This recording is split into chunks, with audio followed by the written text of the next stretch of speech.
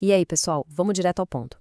Quando a gente olha para a burocracia do dia a dia ou até para leis muito complexas, é super fácil achar que é tudo apenas mecânico, né? Mas a verdade é bem mais fascinante. Toda instituição, desde aquelas leis bem antigas de propriedade até o nosso sistema econômico global de hoje, não surge do nada. Elas são, na verdade, um reflexo direto do que a sociedade valoriza em cada momento histórico. Então, bora mergulhar nessa nossa análise para entender cronologicamente como nós chegamos até aqui. Neste nosso roteiro de hoje, a gente vai fazer uma viagem rápida. Vamos sair lá da pré-história, passar pelas cidades antigas, dar uma olhada na revolução psicológica da Idade Média e, finalmente, aterrissar na teoria econômica moderna. E começando pelo começo, do nomadismo ao sedentarismo. Para entender de onde vêm as regras sociais, a gente precisa voltar para a primeira grande virada no estilo de vida da humanidade. E olha só essa linha do tempo. Fica claro que as instituições não são regras aleatórias que caíram do céu.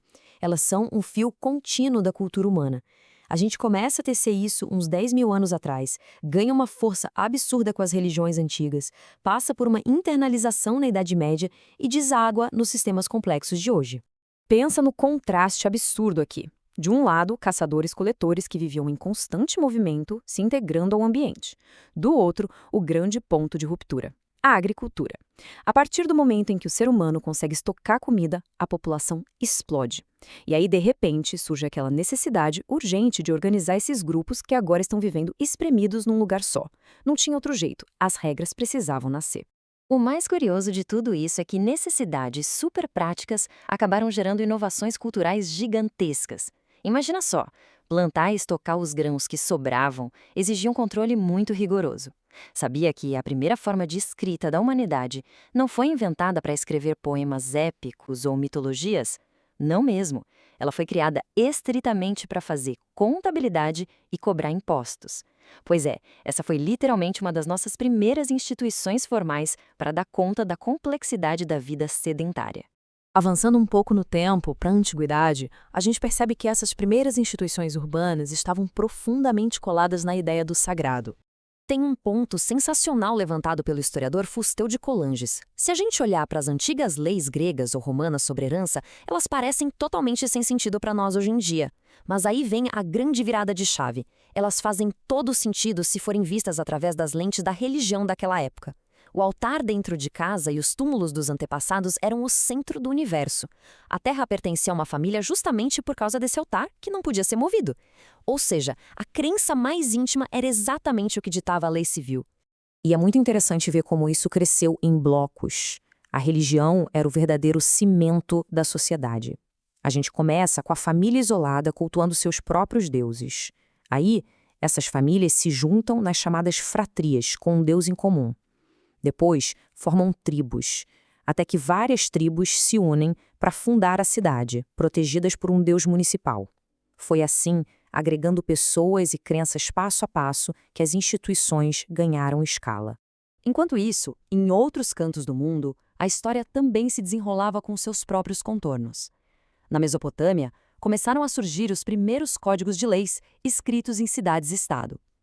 Já na Ásia, dinastias como a de Qin usavam uma doutrina super rígida, o legalismo, para criar burocracias gigantescas e unificar territórios imensos. A cultura de cada lugar estava ali, operando nos bastidores, moldando a lei para consolidar o poder. Entrando na Idade Média, chegamos a uma fase essencial, o processo civilizador, onde a forma de aplicar as regras sofreu uma revolução psicológica. Foi o sociólogo Norbert Elias quem sacou isso muito bem. Ele percebeu que com o surgimento do Estado centralizando o poder, rolou uma mudança não planejada no comportamento humano. Não foi nenhum rei que sentou e decretou isso.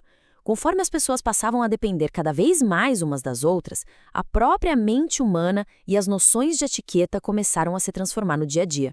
Olha como isso é fascinante. No começo, o que segurava os instintos violentos das pessoas era o puro medo da punição física. Era o controle externo, o medo da espada de um soldado, sabe? Mas isso mudou drasticamente. Essa ameaça física foi dando lugar a sentimentos intensos de vergonha, repugnância e regras estritas de etiqueta nas cortes. A repressão deixou de vir de fora e passou a vir de dentro da nossa própria cabeça. O autocontrole assumiu o volante. E o que acontece quando a sociedade inteira começa a segurar os próprios instintos? A gente ganha uma coisa muito importante: previsibilidade. Para se fazer negócios ou conviver na corte, todo mundo tinha que seguir as mesmas regras invisíveis de boas maneiras. Isso gerou uma conexão e uma identificação mútua muito maior entre as pessoas. Todo mundo precisava jogar o mesmo jogo civilizatório. Todo esse longo processo psicológico pavimentou o terreno certinho para o próximo passo, a formação do Estado moderno. Esse aqui é o verdadeiro ponto de virada definitivo. Quando ideias mais universais ganharam força, especialmente com o cristianismo, a política finalmente cortou aquele cordão umbilical com a religião puramente municipal e doméstica. As leis e os governos se libertaram dos ritos sagrados antigos. O foco passou a ser outro: a equidade natural e o interesse público. O bem-estar da população se tornou a bússola das instituições. E assim, aterrissamos na nossa era. Vamos ver como instituições, cultura e economia formam a matriz do mundo moderno. Para entender a nossa economia hoje, a gente usa bastante a definição do ganhador do Nobel, Douglas North.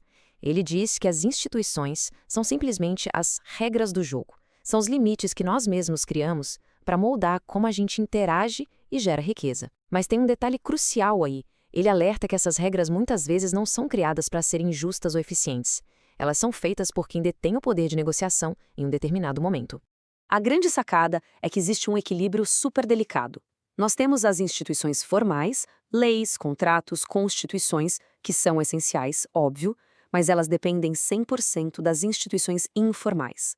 Sem uma base invisível de confiança, tradição e capital social, a melhor constituição do mundo vira só tinta no papel. A regra formal só pega se a cultura informal abraçar a ideia. E a vertente do institucionalismo sociológico leva isso ainda mais longe. Eles argumentam que as organizações frequentemente adotam certas regras ou práticas, não porque elas dão um maior lucro ou são super eficientes, mas sim porque a cultura ao redor acha aquilo socialmente legítimo e aceitável. Os modelos mentais que a gente herda são que realmente guiam a nossa ação coletiva. Para fechar a nossa análise de hoje, se a gente olhar lá para trás, das sementes dos nômades, passando pelas regras das cortes, até os nossos mercados atuais, fica claríssimo que tudo se resume às nossas crenças coletivas. E aí fica uma pergunta provocativa para a gente pensar. Dado que toda lei de hoje é um reflexo do passado, que tipo de instituições a nossa cultura, a nossa empatia e o nosso nível de confiança atual estão construindo para o amanhã? Como as atitudes de hoje vão forjar as regras do futuro? Valeu demais por acompanharem essa exploração com a gente e até a próxima.